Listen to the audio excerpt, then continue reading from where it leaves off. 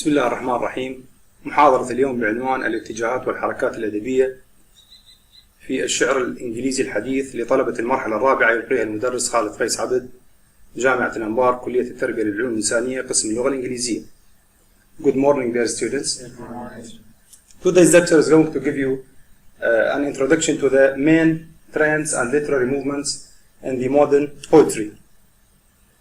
First of all, we need to have a background about the factors with reference to the last lecture we delivered about the critical introduction to the modern poetry. First of all, the modern poetry, the poetry and the modern scene. The first half of the 20th century was an extraordinary creativity and originality in poetry. It opened with the sense of skepticism and uncertainty, two prevailing factors that accompany the times all along.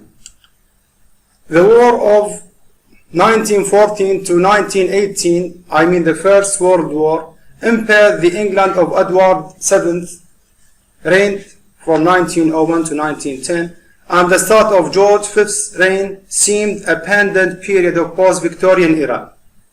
Those years were rich in good writing of many kinds, old and new, major and minor, but established dominant masters and modes. In addition, the early 20th century saw the rise of many new poetic movements, which can also be considered isms, like Imagism and Objectivism.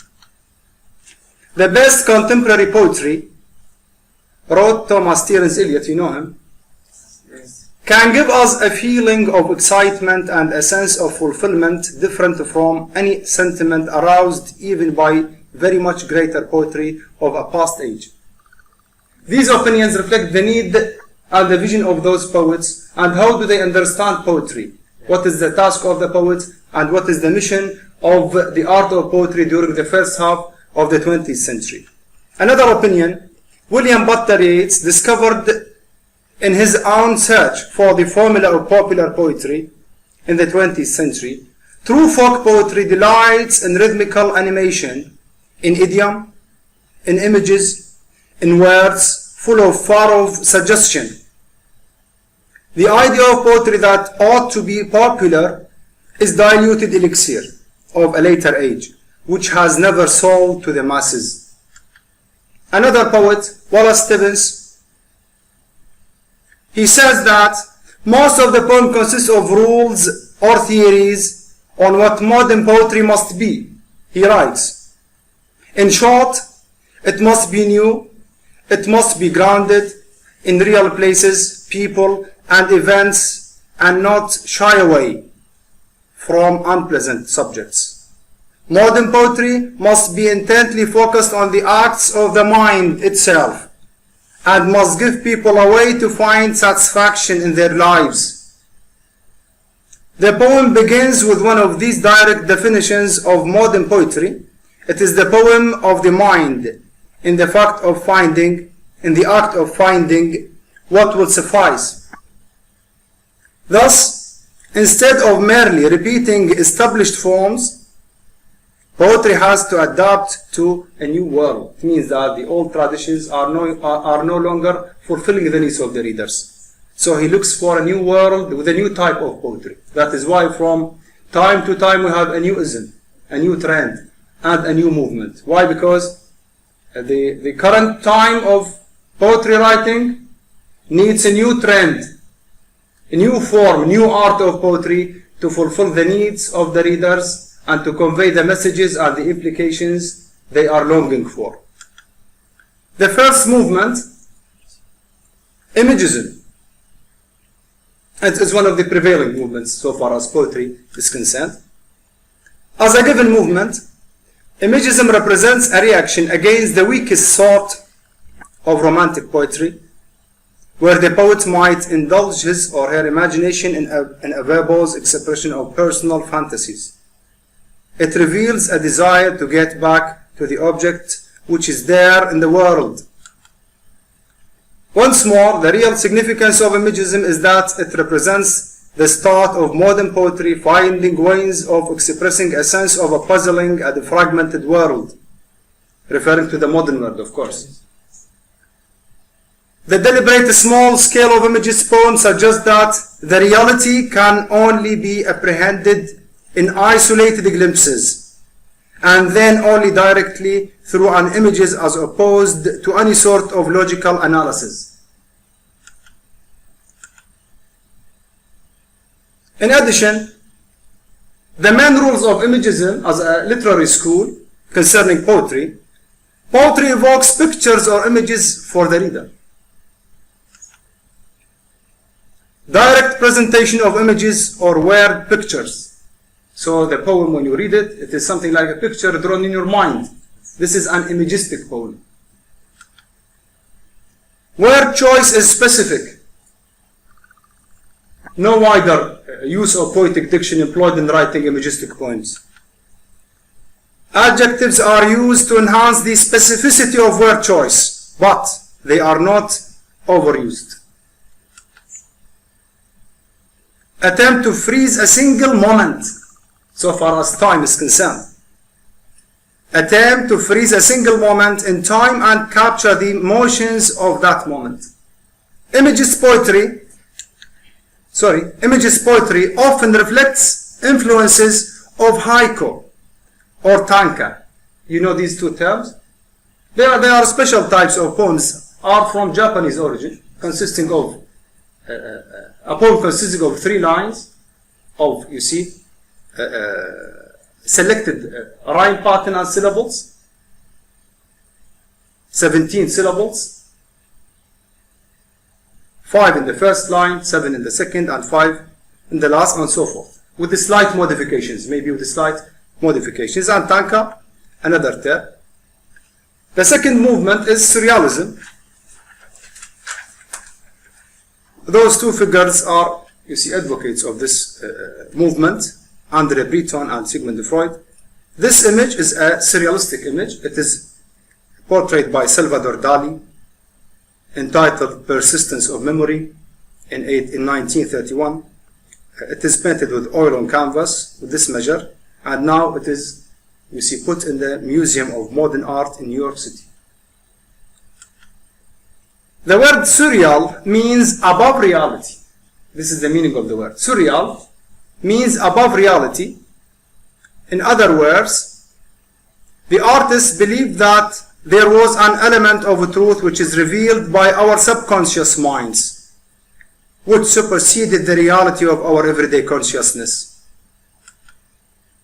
Surrealism is a cultural movement and artistic style that was founded in 1924 by Andre Breton. Surrealism style uses visual imagery from the subconscious mind to create art without the intention of logical comprehensibility. This is the distinctive feature of this movement.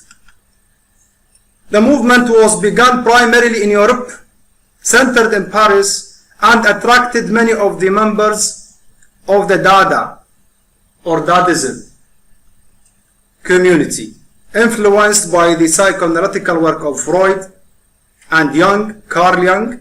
There are similarities between the Surrealist movement and the Symbolist movement of the late 19th century. There is certain similarity between these two movements, Surrealism and Symbolism.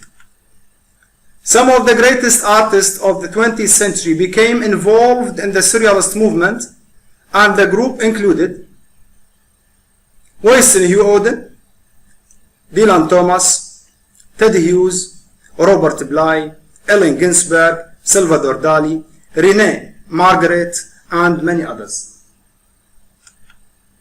The Surrealist movement eventually spread across the globe and has influenced artistic endeavors from painting and sculpture to pop music and film directing. The third movement, Symbolism. Symbolism is a major literary movement of the 19th century based in France. It is often associated with other labels: decadence, aestheticism, neo-romanticism, hereticism, modernism, and Imagism. It is the usage of literary historians. Symbolism designates specifically a group of French writers, which included Charles Baudelaire, Arthur Rimbaud, and Paul Verlaine.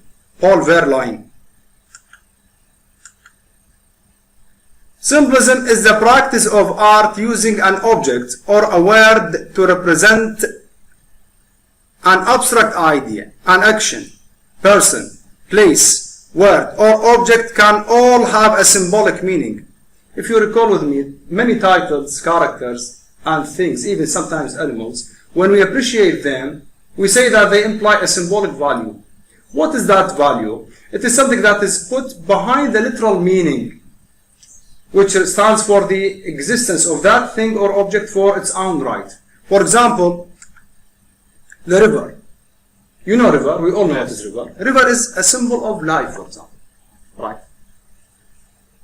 Or maybe it is a symbol of renewity, for example, or a symbol of nature. But in the result, it is an object, it is, you see, a water passage standing for its own right. A river is a literal meaning. What we are behind is its meaning that lies after the literal meaning. That is the symbolic significance. Dove, for example, you know it is a kind of bird. Literal meaning, kind of bird. But what is behind is that it is a symbol of, for example, of peace. A symbol of purity. A symbol of beauty. A symbol of, for example, innocence. This is the symbolic. It is behind its literal existence or meaning. Objects are often used to symbolize something else. When we have a look at the dove, many things are associated to our minds. These are the symbolic significances so far as meaning and implication are concerned. Symbolism is used to provide more meaning to the writing beyond what is actually being written. Symbolism is used to provide more meaning, additional meanings, to the writing beyond what is actually being written. The French symbolists employed an order of private symbols in poetry of rich suggestiveness rather than apparent signification. This technique had a vigorous influence throughout Europe and in England and America on poets like Arthur Symons, Ernest Dowson, William Butler Yeats, Ezra Pound, Hart Crane, and Wallace Stevens. They are all symbolists. So when you read their poems, you will observe that there are many things that are used for their own symbolic significances in the title and in the content of the poem. Maybe animals, you see, maybe images, maybe even buildings, maybe a reference to humans. They all imply symbolic significances, so they are called symbolists. Number 4, objectivism. Objectivism is a term referring to a loose-knit group of second generation of modernists who appeared in 1930s in America. Moreover, objectivism is an American poetic movement that emerged from the Imagist school of poetry in the 1930s, influenced by early modernist poets such as Ezra Pound, T.S. Eliot, and William Carlos Williams. The objectivist poets utilized free verse, dense, concentrated language, and imagery. However, the objectivist school of poetry rejected the Imagist interest in classicism and mythology, choosing to focus on ordinary objects and everyday life, a focus reflected in their use small everyday words. They believed in treating the poem as an object, presenting the poet's sincere attempt to look clearly at the world.